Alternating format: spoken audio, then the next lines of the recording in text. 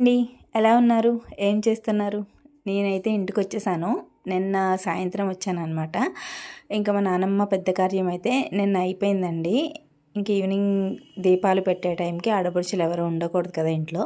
నిన్న సాయంత్రం ఇంటికొచ్చాననమాట. ఇంటికొచ్చిన తర్వాత ఇంకా పనులైతే ఏం చేయలేకపోయాను. ఇంటికి టిఫిన్ తెచ్చుకొని తినేసి పడుకుండిపోయాము. ఇంకా ఉదయం లేచిన తర్వాత స్టార్ట్ చేశాననమాట. అప్పుడే దాదాపుగా 15 రోజులు దాటేసింది కదా నేను ఇంటికి వెళ్ళి. మా ఆయన అయితే వస్తూ వెళ్తూ ఉండేవారనమాట.